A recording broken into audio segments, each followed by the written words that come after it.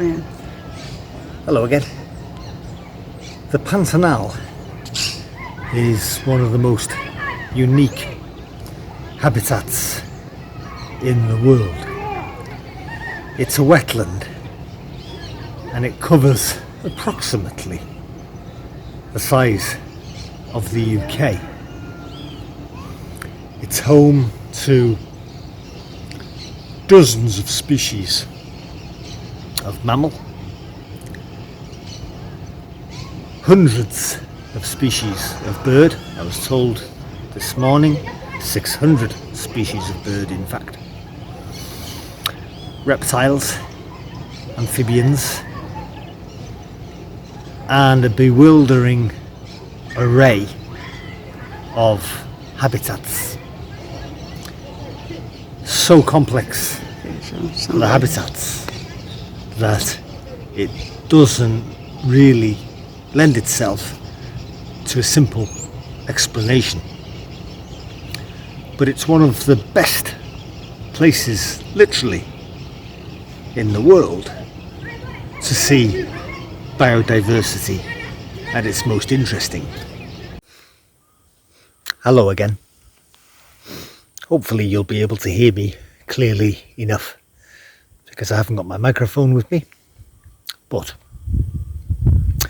I wanted to share with you a visit to my favourite place on earth. Around me you can see wilderness, the ciliary forest. Well, actually it's a mixture of habitats. As I turn around you can see around me a panoramic view, hopefully, of the Pantanal. I love the red laterite soil of the region. To me it's like Africa, as is the vegetation. Just look how tall the vegetation is. The canopy here is up to about, I would say, 25 meters. This tree here, for example, that's a good 25 meters high. It's not the tallest tropical forest in the world, that's in Malaysia, but it is spectacular and it is wild and it is wilderness. Welcome to my favourite place on earth, the Pantanal.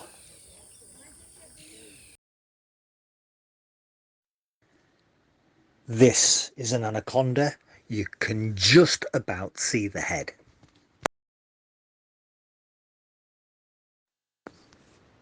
This is a jabiru stork, known locally as the 2UU. It really is an icon of the Pantanal. It has a 3-meter wingspan. They are very common in the Pantanal. Egrets, green ibis, wattled jacana or Jesus Christ bird. These are spectacled caiman, members of the crocodile family, and so called because of the bony ridges between the eyes on top of the head. They were very, very common up until 2016. Last week, when I was in the Pantanal, there seemed to be a lot fewer. I don't know why. Apparently there'd been a fire in the region. Rufescent tiger heron. Here is another of those jabiru storks, or 2UUs, a 3-meter wingspan and a flagship species of the region.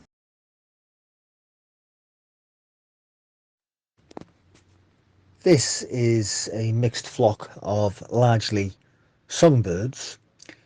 They're fed twice a day at Sesc Pantanal, which is one of the highest standards of hotel in the Pantanal region. There must be 200 birds in this mixed flock.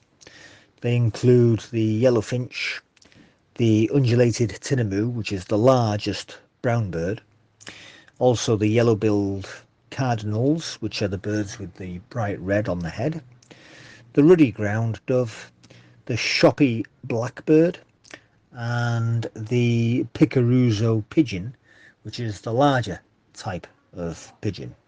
You can also see the ubiquitous house sparrow there. An amazing flock of birds. It took quite a bit of identifying.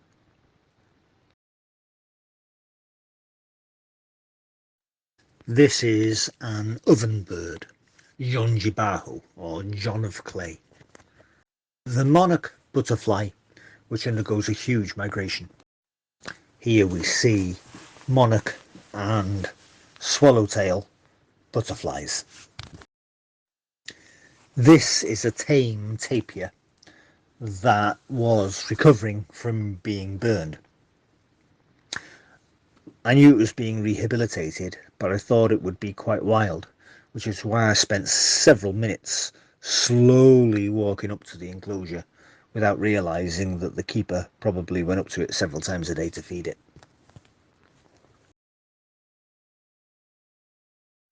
These are bare-faced curassows.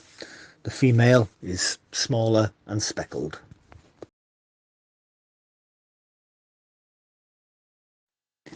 There are 4 species of tapir around the world. One in Southeast Asia, the Malaysian tapir. The other 3 in the Americas. These are lowland tapirs. In the Pantanal of Brazil, we have a female and a calf. I do love using trail cameras, which is how this footage was recorded. Tapirs in Brazil are of conservation concern.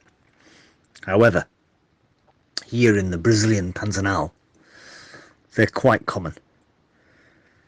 They're elusive, which means you don't see them very easily, but they are there, and I would surmise in reasonable numbers. I saw 1 or 2 during the day, but then several showed up on the trail cameras. This was a particularly nice scene that I thought I would include for this video. Tapirs, very large, and they have this wonderful prehensile snout that sniffs everything. They certainly came up to sniff the camera, even though it was reasonably well hidden. And that eye shine is just terrific, how it shows up. They obviously knew the camera was there, but they weren't put off by it.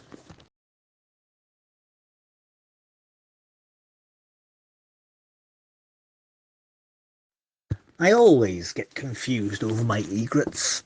I think this one is a cattle egret. It's also accompanied by a white-necked heron. Both species are extremely common in the Pantanal, as you might expect in a wetland. Easily seen, easily photographed, easily filmed with a trail cam. I call this clip "Can You See What I See?" Just see the spectacled caiman swimming past the heron. This is a green ibis, filmed very early in the morning, just after sunup. Of course, no video on the Brazilian Pantanal would be complete without capybaras. You can see them in zoos all over the world. They are, of course, the world's biggest rodent. This is a family of animals that were filmed moving along this river just after sunup, and they really are another iconic animal of the Pantanal.